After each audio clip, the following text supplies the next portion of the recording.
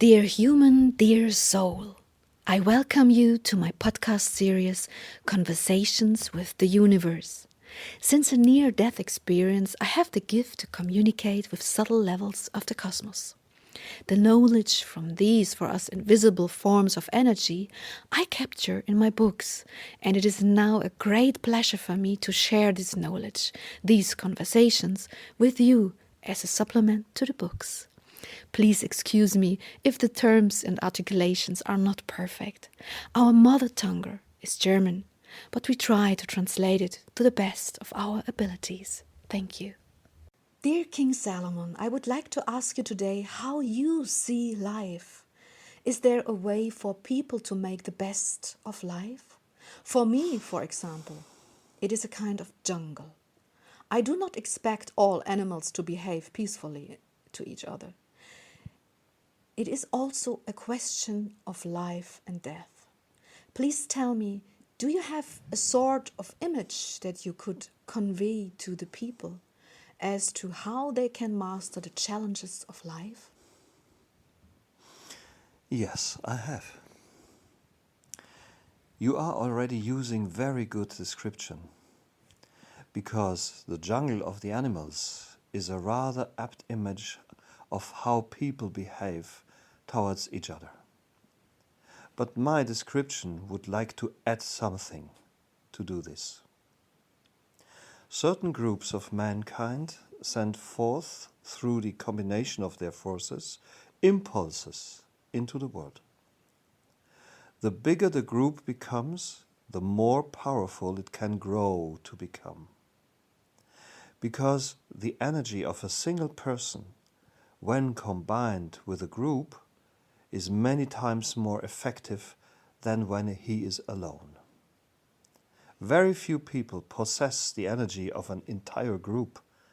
Very rarely can a single person do and create everything by himself. In most cases, he needs people to support him. So, if you talk about the jungle, in which many different animals, let's say human beings, live, know that the combination of the energy of people in the shape of groups is very important.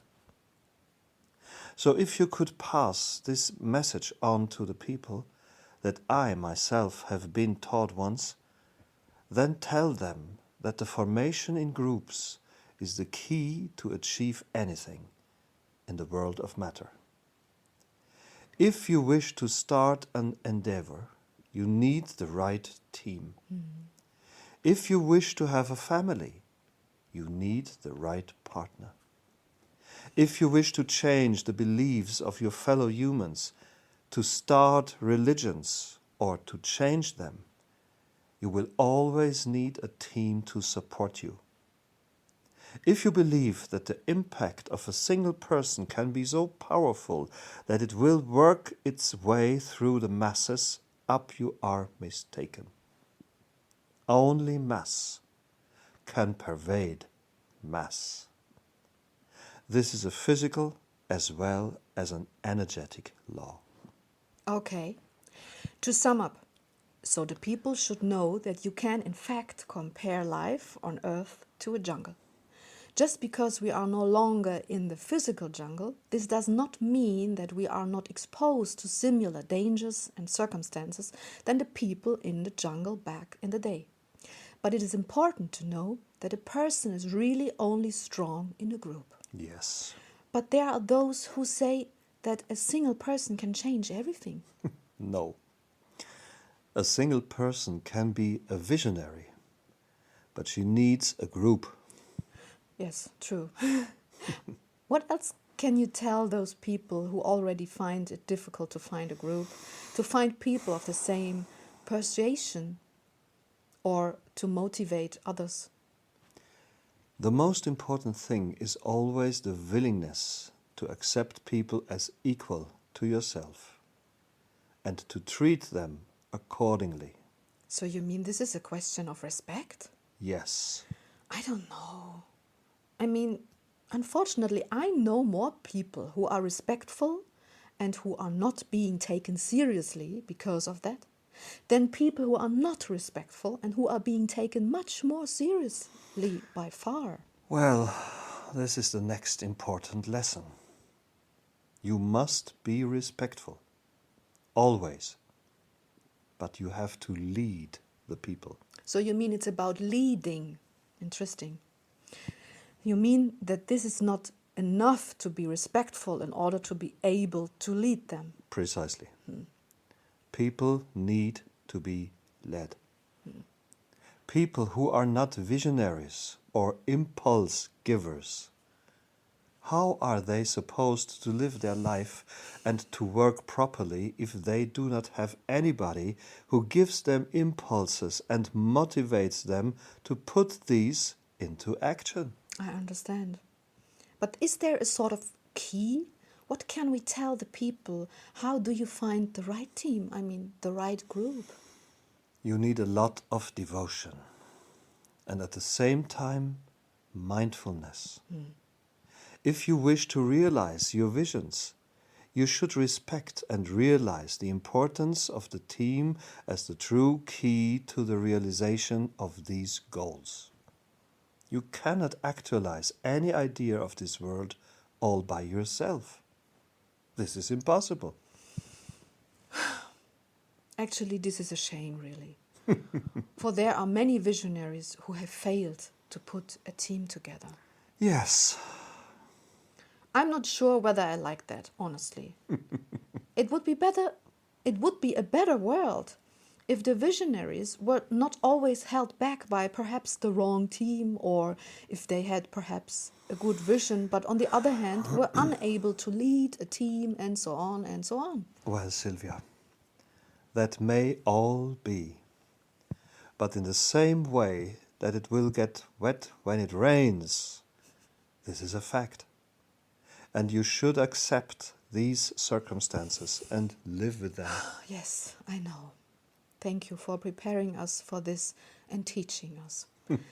I have not been taught this at school. What about the people who have no visions and don't really know what to do with their lives? There are very many of them, by the way. I would say more than those who have ideas and visions. These people need support. And for the most part, those are the ones that seek out the religions of your time.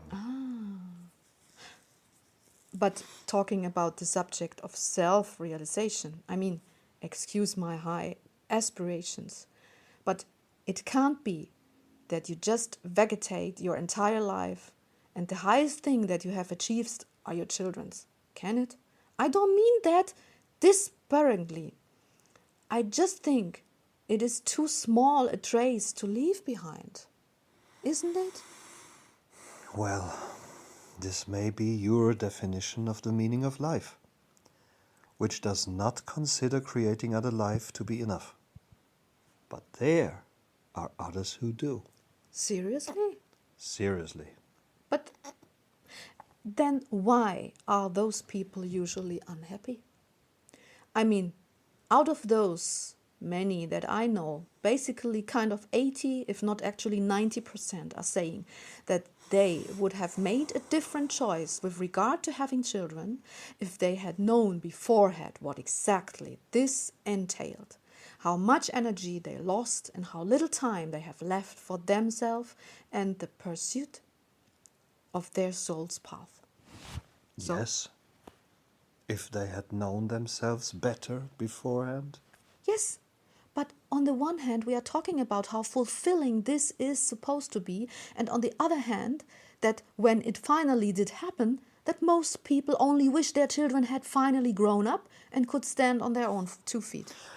Well, that may all be. But at the time that we have just mentioned, this is what they desired in order to fulfill all their dreams and wishes. You mean, and that can change?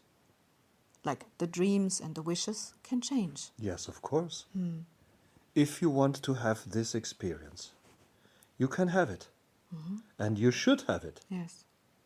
The important thing is the willingness and the mindfulness to listen to your inner impulses. Because when your on life goal, the raising of children, has reached a point where it is no longer fulfilling and satisfying, then it is very important to be ready to change this.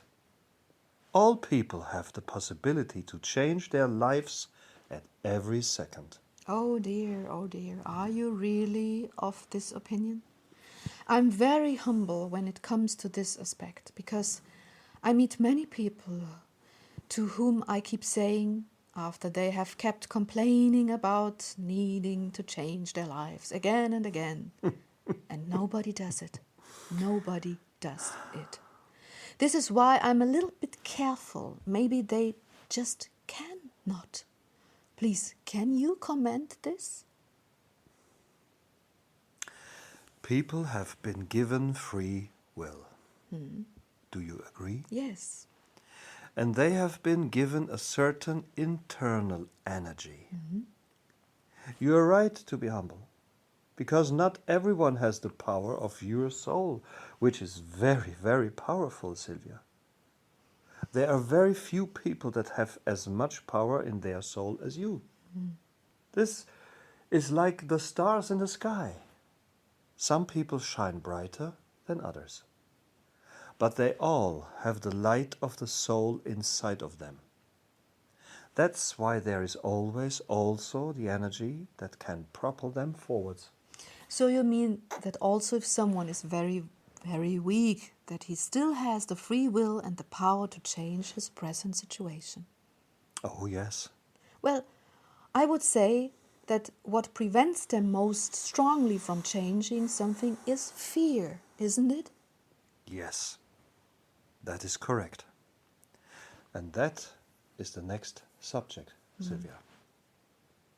For if you live in fear, you live in the sickness of the spirit that guides you. Fear does not exist.